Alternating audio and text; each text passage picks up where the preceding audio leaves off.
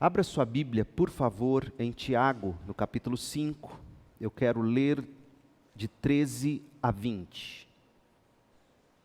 Tiago 5, de 13 a 20. Nós estamos estudando o pacto da nossa igreja, o pacto de compromisso das igrejas batistas, pacto que nossa igreja adota, pacto este que nos forma e nos torna igreja, desde a nossa organização, desde a primeira ata, a ata de organização da igreja. Nós nos organizamos em torno de dois documentos: a nossa declaração de fé, que esboça em síntese aquilo que cremos, e o nosso pacto, que esboça em síntese também como nós devemos nos comportar.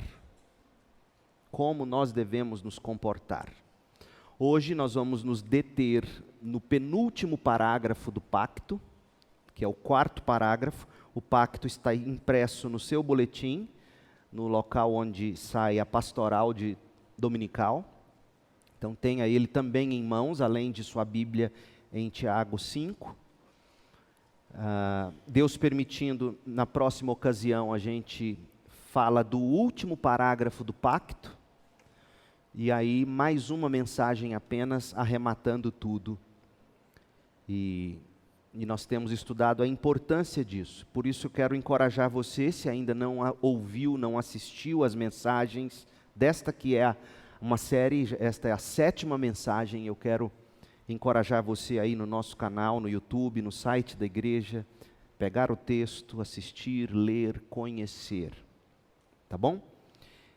E hoje eu quero falar um pouco sobre a comunhão produzida pelo pacto. Que tipo de comunhão a igreja pactuada, que tipo de comunhão essa igreja produz? É isto que veremos. Tiago 5, de 13 a 20. Algum de vocês está passando por dificuldades? Então ore. Alguém está feliz? Cante louvores. Alguém está doente? Chame os presbíteros da igreja para que venham e orem sobre o enfermo e o unjam com óleo em nome do Senhor. Essa oração de fé curará o enfermo e o Senhor o restabelecerá. E se cometeu algum pecado, será perdoado. Portanto, confessem seus pecados uns aos outros e orem uns pelos outros para serem curados. A oração de um justo tem grande poder e produz grandes resultados. Elias era um homem como nós e, no entanto, quando orou insistentemente para que não caísse chuva, não choveu durante 3 anos e meio.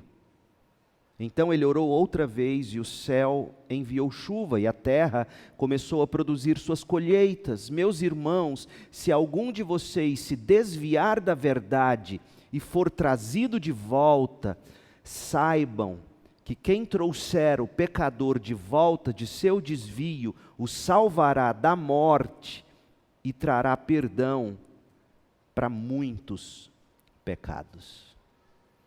Difícil esse texto, não é mesmo? Vamos enfrentá-lo juntos? Pelo menos em parte. O que Tiago está nos dizendo em síntese com esse texto? Tiago, irmão do Senhor, que escreveu esta carta, uma carta pastoral, uma carta extremamente prática. Tiago está caminhando para a conclusão da carta e ele deixa claro neste texto para nós que os problemas e o pecado também acometem os membros da comunidade da aliança, os membros da igreja. Tiago está nos mostrando que crentes padecem sim com dificuldades. Crentes padecem sim com doenças. Crentes também pecam. Crentes também se ofendem. Crentes também carecem de perdão. Crentes também carecem de perdoar. É isso que Tiago está dizendo. Tiago está falando de enfermos, Tiago está falando de pessoas que pecaram, Tiago está falando de pessoas que se desviaram da verdade, Tiago está falando da necessidade de resgatar quem está desviado. Tiago está tratando com um problema real de qualquer igreja. Um dia não vai ser mais assim. Um dia os crentes não sofrerão mais com doenças, dificuldades ou pecado. É o que está dito em Apocalipse 21, versos 3 e 4. Ouvi uma forte voz que vinha do trono e dizia: vejam, o tabernáculo de Deus está no meio do povo. Deus habitará com eles e eles serão seu povo. O próprio Deus estará com eles, Ele lhes enxugará dos olhos toda lágrima, e não haverá mais morte, nem tristeza, nem choro, nem dor. Todas essas coisas passaram para sempre. Um dia será assim. Louvado seja o Senhor por isso. Mas por enquanto, nesta era ainda caída no pecado, nesta época tão cheia de futilidade, de gemidos, de dores e de agonias, e dessa longa espera, nós somos acometidos pelos problemas e pelos pecados. Logo, pertencer a Jesus Cristo, ser membro da igreja de Jesus, pertencer à comunidade da nova aliança, não significa que agora haverá ausência de dificuldades, garantia de saúde plena, e nenhum tipo de pecado que nos faça ferir uns aos outros ou nos leve a desviar. Tiago está dizendo, isso acontece dentro da igreja. Pessoas adoecem, pessoas pecam, pessoas ofendem, os ofendidos precisam emitir perdão, presbíteros vão orar pelos enfermos, você vai atrás do desviado e tenta resgatá-lo. Gente, ao mesmo tempo que esse texto é um alívio, porque mostra para nós que é papel nosso, da igreja, é papel nosso, cuidar uns dos outros nas doenças, nas dificuldades. Ao mesmo tempo que é um texto reconfortante, você percebeu que é um texto que nos coloca em situação extremamente constrangedora? Imagina você tentando ir atrás de um desviado, e a expressão não é minha, é de Tiago. E se você disser para ele ou para ela que ele está ou ela está desviado, o que ele vai dizer para você? Já parou para pensar? Pensou, Osair, você e eu visitando, diácono e pastor, chega na casa da pessoa e diz, nós estamos aqui porque você está desviado. Vai ser constrangedor. Não é verdade? É duro. Mas é o papel da igreja, é o papel dos crentes. Por quê? Porque Tiago sabe que nós estamos vivendo num momento em que todos nós sofremos com dificuldades, doenças, desvios, pecados. E perseverar, preservar a igreja, a comunidade do pacto em face dessas dificuldades, dessas doenças, dos pecados, é isso que Tiago quer nos ensinar.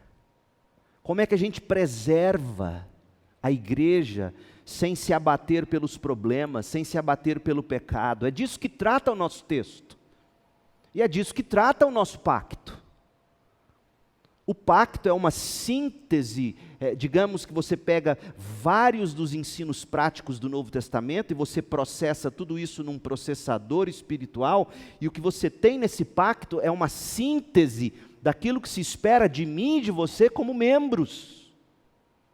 É sério ser membro da igreja.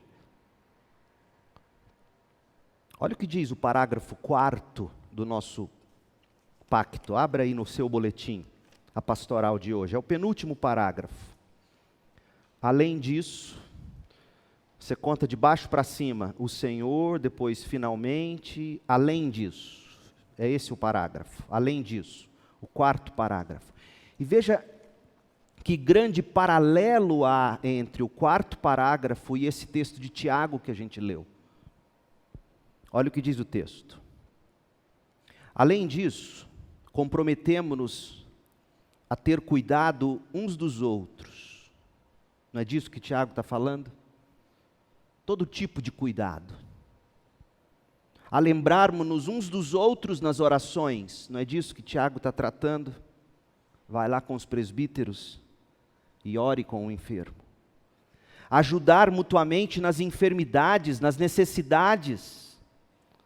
Cultivar relações francas. O que significa isso? Ir atrás do desviado e com franqueza e delicadeza no trato, como diz o pacto, tentar abrir os olhos do irmão ou da irmã. Relações francas, delicadeza no trato, estar pronto para perdoar as ofensas, buscando quando possível a paz com todos os homens. Percebeu o paralelo? Portanto, que fique claro que o nosso pacto não é invenção de homens. Sim, a Bíblia não diz, terás um pacto na igreja, mas todo o ensino, e essa série visa mostrar isso, todo o ensino neotestamentário aponta para o fato de que nós temos sim compromisso, pacto com Deus, aliança com Deus, e uns com os outros nesse corpo onde Deus nos insere, nos batiza, nos coloca. Então eu quero fazer o seguinte, eu quero olhar para esse texto de Tiago em duas partes. E no final voltarmos ao pacto, amarrando tudo com o que a gente tem aqui no pacto. Então, em primeiro lugar, eu quero abordar a preservação da comunidade do pacto em face do pecado. Nós vamos começar pelo final, versos 19 e 20. Como é que a gente cuida uns dos outros no que diz respeito a pecado? E todos nós pecamos. E todos nós precisamos sim de prestação de contas, e todos nós precisamos nos ajudar. Meu povo, eu sei que o que eu estou pregando é extremamente impopular. Eu sei que eu ganharia muito mais, chegando aqui e trazendo uma mensagem de ânimo, uma promessa de uma semana abençoada. Mas a vida não é só isso, e não é principalmente isso. A igreja de Jesus existe para fazer discípulos de todas as nações. Essa é a razão pela qual Deus ainda não destruiu o mundo. Não veio para julgar. Porque o evangelho ainda não foi pregado em todas as nações, porque só então virá o fim. E é papel da igreja, que cuida uns dos outros, em pacto, em aliança, fazer isso acontecer. E a igreja faz discípulos com vida, vida de santidade, não apenas com programas.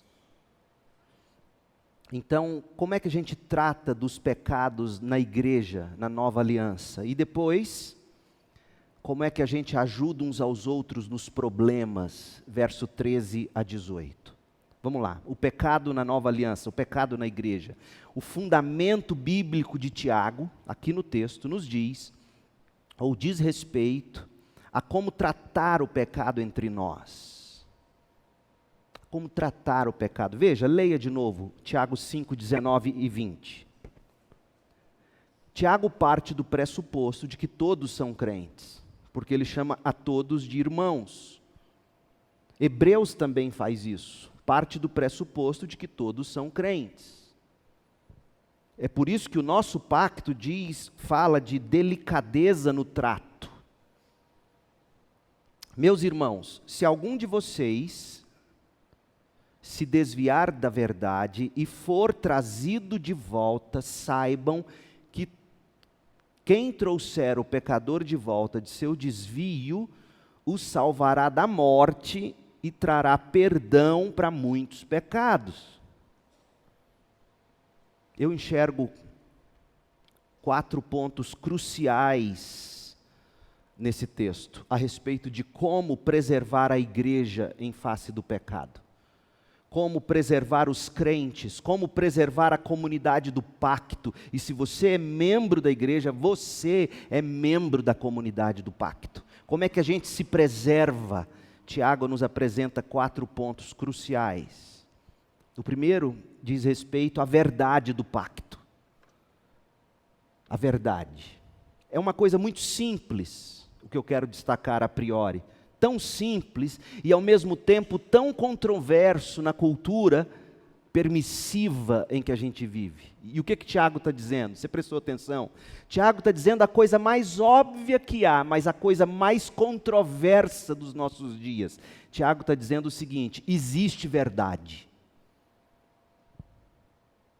E se há verdade, existe mentira, existe erro. Uma vez que há verdade, há erro. Existe uma maneira de andar que pela Bíblia é chamado de pecado. E quando isso acontece? Quando a gente sai da sincronia com a verdade e começa a andar em sincronia com o erro. É isso que Tiago está dizendo. Leia de novo o texto e veja se não é. Meus irmãos, se algum de vocês se desviar da verdade, existe a verdade, uma verdade. E se for trazido de volta para a verdade, essa é a ideia implícita, saibam que quem trouxer o pecador, veja, esse que se desviou da verdade é um pecador que tem que ser trazido de volta do quê? Do seu desvio, e ele então, esse que traz o pecador de volta, salva da morte e traz perdão para muitos pecados. É um alívio isso aqui, para quem é da comunidade da aliança, para quem é da igreja, saber que existem irmãos preocupados em manter você na verdade, na vida. Ao mesmo tempo que é extremamente árduo quando a gente identifica esses que se desviam e a gente vai atrás deles, e sabe qual é a primeira coisa que eles dizem para a gente? Você nunca se importou comigo? Não é assim? Quem já tentou ajudar alguém sabe. Como meu coração ao longo dos anos tem sangrado ouvindo isso. Gente, se eu conseguisse, eu ia na casa de todo mundo, todo dia. Eu gosto de gente. A gente não consegue. Mas você tem que dar glória a Deus se um irmão ou uma irmã vai atrás de você, nem que seja para lhe dizer: você se desviou da verdade, esse caminho vai te levar à morte. Existem palavras-chave aqui no texto, você notou? Quais são as palavras-chave? Verdade, pecado, desvio, erro, pecador, salvação, perdão. Em síntese, no verso 19, nos é dito que uma pessoa se afasta da verdade. Ela começa bem e se afasta. Por vários motivos que nós poderíamos aqui levantar casos verídicos e etc. Mas não vem ao caso. Aí no verso 20, essa pessoa, ela é chamada por Tiago de pecadora. E o pecado dela é ter se desviado da verdade. O erro dela, desviar-se da verdade, agora leva ela à morte. Então veja, há verdade. E há uma maneira de viver que está fora de sincronia com a verdade. Esse caminho, a Bíblia dá um nome, é erro, é pecado que precisa ser arrependido, confessado, para ser perdoado, para que haja salvação da morte. Meus irmãos, se algum de vocês se desviar da verdade e for trazido de volta, saibam que quem trouxer o pecador de volta de seu desvio, salvará da morte a alma dele. Trará perdão para muitos pecados. Veja, permanecer nesse erro é perigoso. Esse é o alicerce do pacto da igreja. O pacto da igreja existe porque nós endossamos a noção de que há a verdade. E se há a verdade, há o erro. Existe pecado e existe justiça, existe o bem, existe também o mal, existe o certo, existe o errado. Não existe tons de cinza na vida cristã. Presta atenção nisso. Ou é preto ou é branco. Ou é 8 ou 80. Não existem paletas em tons de cinza. E nossa igreja existe porque a gente afirma um pacto com Deus. Um pacto uns com os outros, para andar de acordo com essa verdade revelada por Deus na palavra, e que consiste em se converter do erro, abandonar o pecado e seguir Jesus, como Jesus disse que tem que ser. Mateus 16, 24, então Jesus disse aos seus discípulos: Se alguém quer ser meu discípulo, meu seguidor, primeiro, negue a si mesmo. Não dá para você seguir Jesus querendo encher seu ego. Não dá. Desista. Seja honesto consigo mesmo, seja honesto com a igreja, seja honesto e diga, não, eu não consigo negar a mim mesmo. Eu quero fazer o que meu coração quer. Não dá. Você quer seguir Jesus? Negue a si mesmo. Tome a sua cruz, identifique-se com a vergonha do Evangelho. Se possível, o necessário for, entregue a vida, como Jesus entregou a dele sobre a cruz. Tome a cruz e siga-me. E sabe o que significa seguir?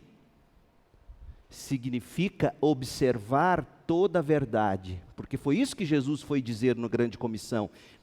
Façam discípulos, ensinando-os a guardar todas as coisas que eu os ordenei. Ensina-os a guardar a verdade. Seguir Jesus significa seguir a verdade revelada na Bíblia. Portanto, por mais que hoje em dia se negue qualquer noção de verdade absoluta, e a gente vive numa época em que as pessoas negam a verdade absoluta. Cada um interpreta ou define a verdade segundo os seus sentimentos, segundo os seus desejos, segundo suas experiências e segundo aquilo que elas julgam dizer que Deus falou com elas. Há pastores, inclusive, infelizmente, na nossa denominação, que escreveu já em artigo do Jornal Batista, dizendo que mesmo que a Bíblia diga tal, se Deus disser a você diferente disso, ninguém, mesmo com a Bíblia na mão, tem autoridade para dizer, não, não pode ser assim. Imagina, que loucura! Onde nós estamos chegando? Então nós vivemos numa era onde a noção de verdade absoluta é negada, cada um interpreta ou define a verdade segundo sentimento, segundo desejo, segundo experiência, segundo revelações supostamente vindas de Deus. Quando Paulo vai dizer em Gálatas, olha, mesmo que um anjo do céu te diga algo diferente do que nós apóstolos estamos dizendo, seja anátema. Essas pessoas não conhecem, parece, esses textos. Numa época em que impera a relativização de tudo, a verdade é uma conveniência para cada cultura, para cada geração. Não, nós não somos assim. A nossa igreja afirma a verdade. Cristo é a verdade. O Cristo que está revelado pelo próprio Deus nas Escrituras. Existe, portanto, meu povo, um modo de viver que está de acordo com a verdade. Nós existimos como igreja fundamentada nessa verdade. E o pacto da igreja é uma declaração de que nós não vamos nos render à pressão de um relativismo totalmente destrutivo que conduz à morte. O nosso compromisso mútuo uns com os outros é de viver de acordo com a verdade, porque viver diferente disso é se desviar para a morte. Outra coisa que Tiago está dizendo, a vulnerabilidade que esse pacto nos revela, a nossa vulnerabilidade. O pacto, ou o ponto do pacto agora é simplesmente que os cristãos que vivem na nova aliança estão comprometidos um com o outro no pacto, mas ainda pecam. Nós somos vulneráveis a pecar. Todos nós. Não existe um de nós que já tenha ultrapassado a linha e pode olhar para trás e dizer, não corro mais esse risco. Não existe. Todos nós ainda estamos vivendo sob o jugo do pecado. Por isso que Tiago diz assim, meus irmãos, se algum de vocês se desviar da verdade, ele não diz assim, olha meus irmãos, dentre aqueles menos experientes que se desviarem da verdade, não, ele diz, ele coloca todos nós na mesma categoria. Em outras palavras, é possível sim se desviar. Em outras palavras, há sim aqueles que se desviam. E aí a gente fica com aquela pergunta, meu Deus, nós estamos vivendo na comunidade da nova aliança, e a promessa de Deus na nova aliança, Jeremias 31, 33, é que Deus escreveria a lei no nosso coração. Deus colocaria o Espírito dentro de nós, Deus faria com que o Espírito nos fizesse andar segundo os estatutos de Deus. Ezequiel 36, 27. Hebreus 13, 21 diz que Deus trabalharia em nós aquilo que é agradável diante dEle. Essa é a promessa da nova aliança. Mas quando eu olho para mim, e quando nós olhamos para as nossas vidas, o que a gente descobre? Nós ainda pecamos. Como é que a gente concilia a promessa de que Deus nos faria andar na verdade, com o fato de que ainda nos desviamos dela? Como é que a gente concilia isso? A resposta é que Deus não nos transforma da noite para o dia. Ele poderia. E muitas vezes a gente deseja que seja assim, rapidamente. Queríamos que fosse com Deus o mesmo do Sr. Thanos, no estalar de dedos, resolver todos os problemas. Pum! Morrem os ruins e vivem os bons. Como seria fácil, como a gente vê tanta gente apregoando, a pessoa chega com escrava da prostituição, escrava do álcool, aí fulano vem e fala, não, isso é um demônio de pomba-gira. Vamos expulsar o demônio, resolve. Aí você vai lá, recebe uma oração, sai, renuncia aquilo, sai, bum, sarou, você não vai sofrer mais com prostituição. Seria tão bom se fosse assim. Não, esse problema seu com álcool é um espírito de alcoolismo, é um espírito de inveja. E aí tem um monte de espírito. E aí como é que você resolve esses problemas? Eles dizem, não, tem que ser um tipo de libertação que vai te fazer viver livre disso. Deixa eu te dizer uma coisa, não é assim. Gálatas capítulo 5 diz que tudo isso é obra da carne. E obra da carne se resolve com palavra, oração e Espírito de Deus agindo progressivamente em nós, nos santificando. Leva tempo. A promessa da aliança é que Deus nos mudará. O Espírito de Deus habita dentro de nós. Deus é o santificador. O Espírito de Deus em nós é o santificador. E toda verdade e virtude é fruto desse Espírito em nós e não nós. Mas Deus não faz essa mudança em nós num piscar de olhos, num estalar de dedos. Como seria bom. Nós continuamos vulneráveis ao pecado, à tentação. Nós não devemos, meu povo, nos tornar presunçosos ou orgulhosos, mas orar constantemente a Deus, pedindo mais graça, pedindo mais força para nos engajarmos no bom combate da fé, na busca pela santidade sem a qual ninguém verá o Senhor. Então o nosso pacto, e Tiago está nos dizendo isso, meus irmãos, alguns de vocês podem se desviar da verdade, e se alguns de vocês se desviar da verdade, ajudem ele. Não queira resolver seu problema sozinho, ou buscando um passe de mágica, mesmo que em nome de Jesus. Não é assim que funciona. Outra coisa, existe um alerta aqui no pacto. Tiago 5:20. Trata-se de uma advertência de que o caminho do pecado pode levar à morte se a gente não souber ajudar uns aos outros, se nós não buscarmos ajuda. Se nós não encorajarmos, se nós não exortarmos uns aos outros, se nós não buscarmos a exortação, o encorajamento, a ajuda, é um caminho de morte, diz o verso 20. Saibam que quem trouxer o pecador de volta do seu desvio, o salvará da morte e trará perdão para muitos pecados. Tiago está dizendo que se o pecador voltar do desvio, ele vai escapar da morte e vai estar num relacionamento com Cristo que vai cobrir com perdão todos os seus pecados. Porém, todavia, contudo, se não voltar, Tiago está dizendo que ele vai morrer nos seus pecados e o seu perdão, e o perdão de Cristo não vai cobri-lo. Ele vai perecer para sempre. É isso que Tiago está dizendo. É absolutamente crucial que você entenda uma coisa.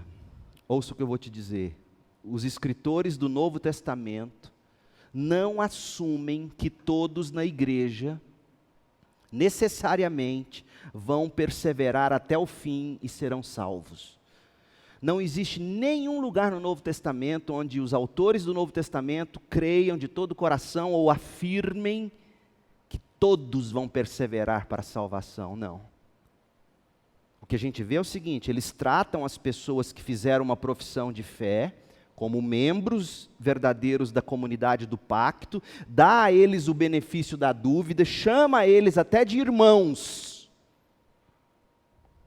Tiago mesmo faz isso aqui no verso 20. Meus irmãos, se algum de vocês se desviar da verdade, porém, Tiago não assume que todo mundo que ele chama de irmão é, na verdade, um irmão. Assim é que ele adverte a igreja toda, dizendo que quem se afastar da fé em pecado persistente vai chegar à morte eterna. Trocando em miúdos, não é que Tiago está dizendo que essa pessoa perde salvação, mas a prova final de que alguém é irmão de verdade, ouça, é a perseverança da fé, não é a profissão de fé. Vou repetir. A prova cabal de que alguém é irmão de verdade não é que um dia ele deu profissão de fé. A prova cabal é que ele persevera na fé. Pode até ter dado profissão de fé, pode até ter passado pelo batistério, pode até ter o nome no hall de membros, mas profissão de fé não é garantia cabal de que é irmão ou irmã de verdade. Garantia cabal é perseverança de fé. Oh, meu povo, como isso é importante, porque nós batistas durante muitos e muitos anos, tentando guardar uma doutrina que é sim preciosa, a de que o crente não perde salvação, caiu num outro extremo, o de achar que todo e qualquer crente que faz profissão de fé, e não importa como ele vai viver depois, é salvo. Não é, é mentira do diabo. Tiago está dizendo isso.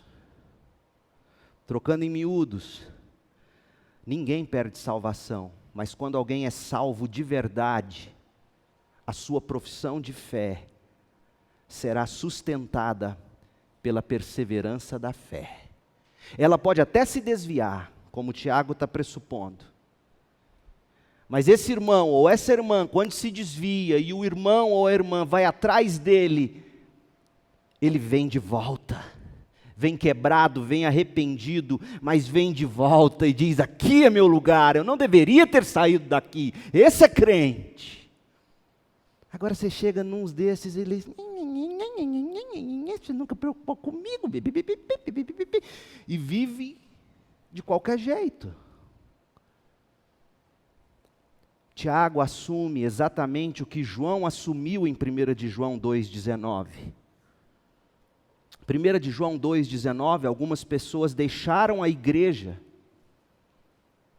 deixaram a fé, deixaram a igreja, não se permitiram ser persuadidas a voltar atrás, não se permitiram ser persuadidas a deixar o erro, a deixar o pecado, desviaram-se, não aceitaram correção e foram embora. Olha o que João diz sobre elas. 1 de João 2,19. Eles saíram do nosso meio, mas na verdade nunca foram dos nossos. Do contrário, teriam permanecido conosco. Quando saíram, mostraram que não eram dos nossos. Agora deixa eu te mostrar quem são esses que saíram do nosso meio e não eram dos nossos. Leia o verso 18. Você vai chegar a essa conclusão, não eu. Quem eram esses que saíram do nosso meio e saíram porque não eram dos nossos? Quem? Está escrito aí, fala. Anticristos. Por que eu destaco isso, gente?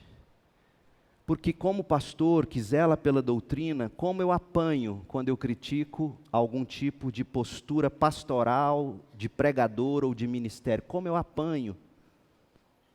Fala mal não, pastor. Deixa eu te contar uma coisa, o anticristo não vai sair da ONU, ele vai sair de dentro de igreja. Ele vai sair do meio do povo de Deus. Esses anticristos que já saíram pelo mundo, saíram do nosso meio. O anticristo fará milagres. Será uma pessoa carismática, falará em nome de Deus. Se possível, enganará até os eleitos de Deus. Ponha isso na sua cabeça, crente. Ponha isso na sua cabeça. Paulo vai dizer lá em Éfeso, para os presbíteros de Éfeso, os lobos sairão do nosso meio. Os lobos saem do meio do povo de Deus. É gente com fala mansa. É gente que você fala, não, mas é tão fofinho, é tão bonitinho. Fala em nome de Jesus. Sai do nosso meio. Veja que João e Tiago, eles estão reconhecendo que nem todos que dizem Senhor, Senhor entrarão no reino dos céus. Portanto, mesmo na igreja, na comunidade da Nova Aliança, no povo do pacto, aqui, a Segunda Igreja Batista em Goiânia, nós devemos advertir uns aos outros sobre o erro e o tremendo perigo do pecador. Qual é o grande perigo para todos nós, pecadores?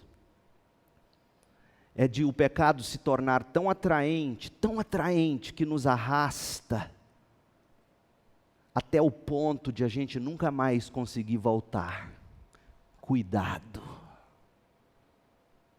O pecado nos arrasta, nos arrasta, nos arrasta, nos arrasta, até o ponto de você não mais conseguir voltar.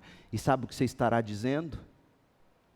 Não é que você perdeu salvação, é que você nunca foi dos nossos. Se encantou com a igreja, achou a mensagem verdadeira de alguma forma, mas não foi seu tesouro, não foi sua alegria. Esse aqui é o alerta de Tiago, esse é o alerta do pacto da igreja, a gente precisa um do outro.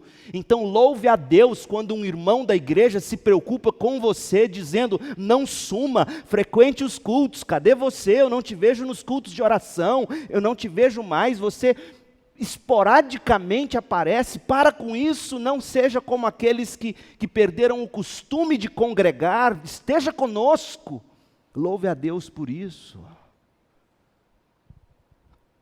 Há muitos que brincam com o pecado. Tem muita gente presumindo a graça, sem perceber que podem naufragar na vida e morrer sem perdão, embora afirmem ser cristãos. Durante muito tempo, eu imaginei aquele texto de Mateus 7, como se Jesus estivesse falando de pentecostal. Mas na verdade, Jesus está falando de gente de dentro de igreja que viveu como o mundo, fez até milagres, Senhor, Senhor, fizemos muita coisa no seu nome. Jesus vai dizer, eu não te conheço, você não vai entrar no céu, eu não te conheço. Agora pensa bem, esses aí que fizeram até milagres em nome de Jesus não vão entrar, imagina você, vivendo lá, deu praia, show, boteco, boate, vida promíscua, uma maconhinha aqui, uma cervejinha ali, e uma transa de cá, e vai levando, e vai, né? Existe amor, e vai ensaboando, e vai vivendo, aí você chega diante de Deus, e Ele vai falar, escuta, você nunca me amou, cara. Você sempre pediu para mim para gastar nos seus próprios prazeres. Você é adúltero. Adúltero não entra no reino dos céus. O pacto está nos alertando. A gente tem que tomar cuidado. O pecado nos leva a um ponto que a gente não consegue mais voltar. E a última coisa, o pacto nos fala de uma segurança. O último ponto é a segurança do pacto, ou como John Piper chama, o projeto comunitário de segurança do pacto, da nova aliança. Porque, gente, quem nos mantém perseverantes é Deus. Não se iluda. É Deus que te mantém crente. Olha o que Paulo diz, Filipenses 1,6: aquele que começou a boa obra em vocês, vai completar até o dia em que Jesus Cristo voltar. Deus começa, Deus termina a salvação. No outro texto, 1 Coríntios 1,8, Paulo diz: Deus os manterá firmes até o fim. É Deus quem nos mantém firmes, para que estejam livres de toda culpa no dia do nosso Senhor Jesus Cristo. Judas, verso 24, toda glória seja aquele que é poderoso para nos guardar de cair, para nos levar com grande alegria, sem defeito, à presença gloriosa de Deus. Deus é quem nos mantém perseverantes. Romanos 8,30, Deus nos predestina, Deus nos chama, Deus nos justifica e Deus nos glorifica. Nossa segurança é Deus. Nossa segurança é o compromisso de Deus. Nesse sentido, Deus é fiel. Então, quando você colocar na traseira do seu carro, Deus é fiel, lembre-se de que essa expressão não está relacionada ao fato de que Ele é fiel para te dar casamento, dinheiro. Não, Ele é fiel para te salvar e te levar salvo. Ele prometeu fazer isso. Não coloque na boca, nos lábios de Deus o que Deus não promete. Ele é fiel para te salvar. Isso Ele prometeu e Ele pagou com sangue. Agora, Tiago deixa claro para nós que o meio de Deus nos manter é a palavra, é a oração e é a exortação do irmão. Você prestou atenção nisso? Eu acho tremendo, porque Tiago não está dizendo aqui, olha, o irmão desviou, faz uma campanha de oração e que o Espírito de Deus vá lá e traga o irmão de volta. Que Deus mande um anjo, os anjos que foram lá em Sodoma e Gomorra, que já estão treinados para lidar com gente cascadura, e trazer o irmão, arrastar o irmão de volta. Não, olha o que Tiago diz, verso 20, saibam que quem trouxer o pecador de volta de seu desvio, quem traz o pecador, salva o pecador da morte. Quem traz o pecador, tira ou leva perdão para o pecador. Ou seja, quem é o sujeito aqui dessa ação? Eu e você. Eu e você que agimos como salvadores, quando a gente vai lá e exorta, mesmo que o irmão ponha o dedo na cara da gente e diga, você não está nem aí para mim, o que você está falando? Aí você no seu coração ora como Jesus na cruz e diz, ó Deus, perdoa, ele não sabe o que fala. Deus é quem nos mantém salvos, Deus é quem nos faz perseverar, e ponha uma coisa na sua cabeça, crente, Deus faz isso usando outro crente, e geralmente são aqueles crentes que você não gosta e que chama de entrão. Louvado seja o Senhor pelos entrões. Louvado seja o Senhor por aqueles que se preocupam com a sua alma e dizem, você não pode sumir assim. Você tem que estar na igreja, você tem que estar nos cultos, você tem que estar na comunhão, você não pode viver essa vida desse jeito, você não pode postar o que você está postando, você não pode fazer o que você está fazendo. Isso é ser igreja. Está aqui no texto bíblico. Quem traz o pecador de volta do seu desvio, salva o pecador. Deus é quem nos mantém, mas Ele nos mantém usando a vida da igreja. Olha o que Paulo diz, 2 Timóteo 2. Olha como é sério. Olha quem de fato está mandando na sua vida quando você se desvia da verdade. Olha quem está tomando conta de você. E desculpe, se você não está gostando, semana que vem eu tento pregar o Salmo 23. Mas preste atenção.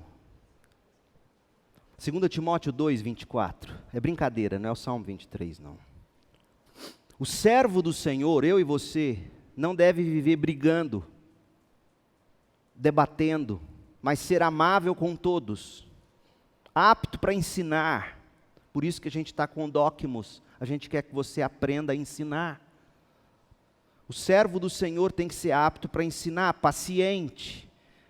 Ele tem que instruir com mansidão aqueles que se opõem, na esperança de que Deus os leve ao arrependimento. Deus vai levar o pecador ao arrependimento, mas como? Através da instrução mansa e perseverante e sábia e bíblica do crente que vai atrás do que se desviou. E assim vão conhecer a verdade. Então voltarão ao perfeito juízo e escaparão da armadilha do diabo. Eu nunca vou me esquecer da saracura que o papai pegou no lacinho. Até hoje eu fico com dó. Ô bichinho feio, sem vergonha de feio. Mas ele pegou e comeu aquilo com a boca, parecia que estava comendo sashimi. Quando eu cheguei no outro dia com ele, a bichinha pega aqui, ó. Até sangrava na perninha dela e ela pendurada já morta. Na verdade, no pescoço dela, né? Estrangulou ela. É isso que o diabo faz com a gente. Ele arma laços. E você vai lá e bica o milho. E o laço vem no seu pescoço. E você está lá sendo estrangulado pelo diabo e achando que você precisa é de mais droga, é de mais bebida, é de mais sexo, é de mais... Não, mas é o diabo ali te sufocando, te matando. E se não vai um filho de Deus atrás de você e não tira esse laço do diabo através da instrução na verdade, da oração, do confronto amoroso, da exortação bíblica, sabe o que acontece com você? Você morre estrangulado. Deus usa meios para nos manter seguros. Esse é o nosso pacto, a gente cuida uns dos outros. E é assim que a gente trata pecado. Como? Existe uma verdade. Essa verdade está na palavra de Deus. Quem se desvia dela, cai no erro. A Bíblia chama esse erro de pecado, que conduz à morte, que precisa ser arrependido, confessado. E é meu papel e seu papel ir atrás desses, trazê-los de volta. É assim que a igreja cuida de pecado. Então, meu povo, não nos constrangemos. Não vamos viver constrangidos se tivermos que exortar os outros. Não vamos dar espaço nessa igreja para você pecar confortavelmente.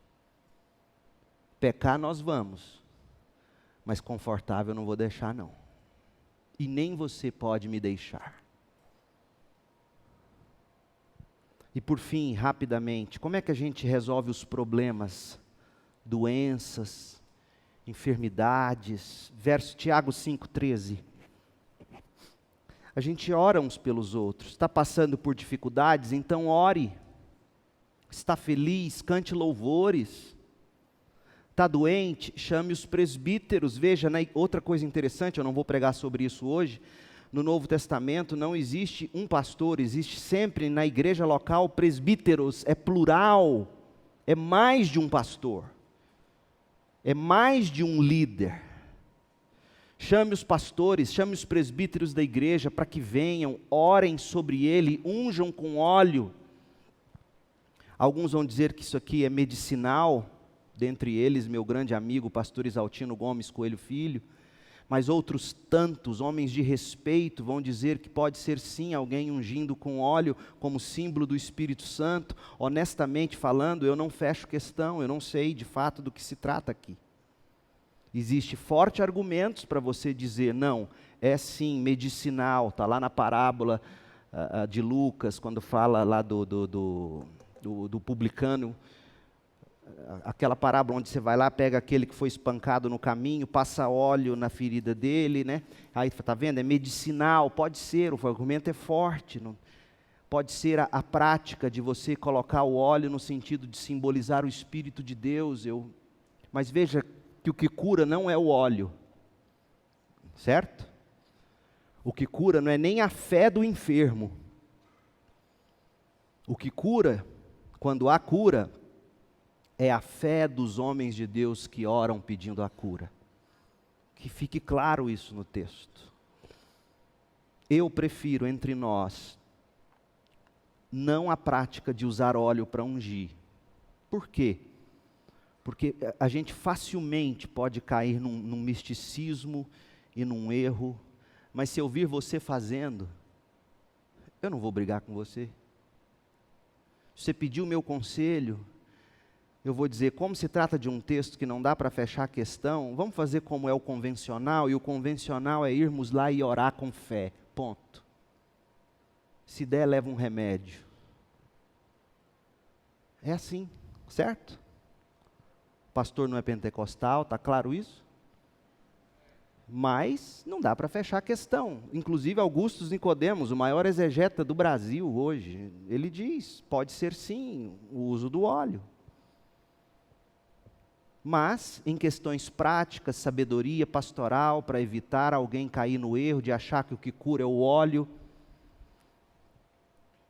a gente não tem essa prática.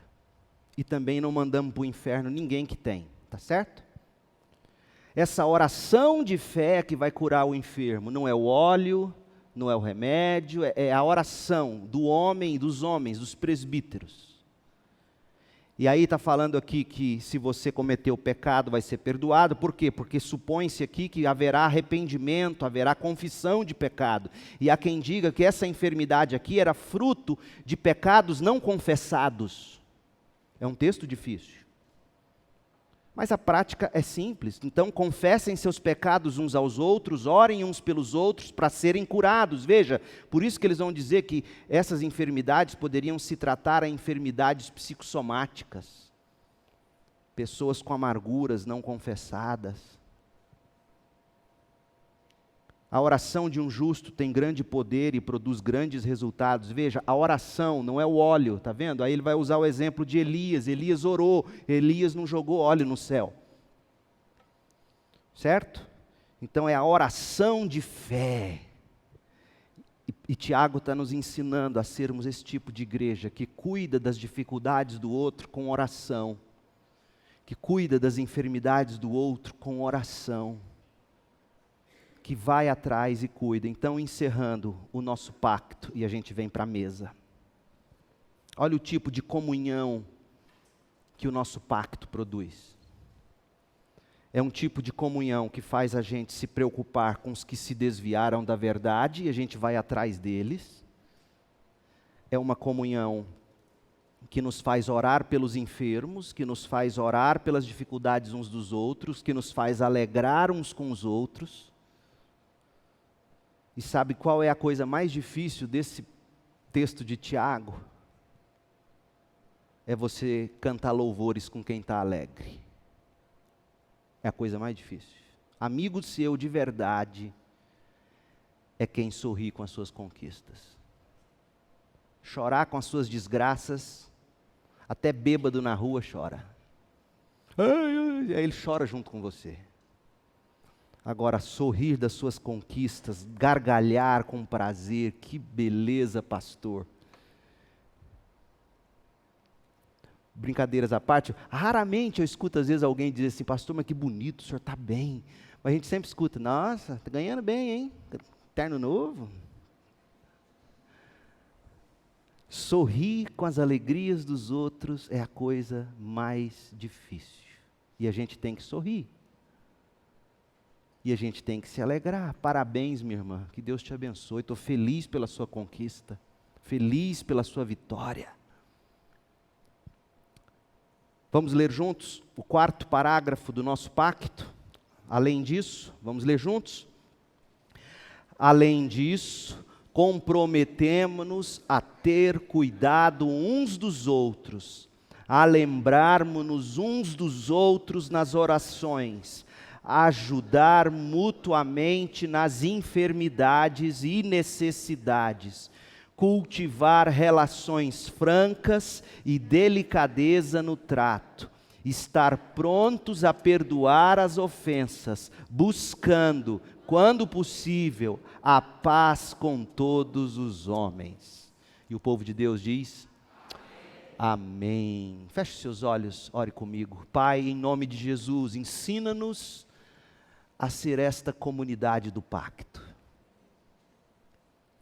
Livra-nos de viver indiferentes com o pecado do outro. livra os irmãos, a cada um de nós, da dureza de coração que não permite que o outro venha ao nosso encontro nos resgatar. Faça de nós um povo que cuida uns dos outros, que ora uns pelos outros, que se alegram uns com os outros, que choram uns com os outros, que pede a cura uns dos outros, que se arrepende, que pede perdão e que perdoa. Faça de nós essa igreja. Ó Espírito Santo de Deus, haja entre nós. E você que nos visita e ouviu tudo que foi dito, se é desejo seu entregar-se a Jesus com arrependimento e fé e fazer parte de uma igreja que não é perfeita, mas que está buscando andar com Jesus e ser cada vez mais parecido com o que Ele quer que sejamos. Se você quer que eu ore por você nesse sentido, pastor, eu entrego a minha vida a Cristo, eu quero professar a fé pelo batismo, eu quero fazer parte dessa igreja. Fique em pé, eu quero orar por você.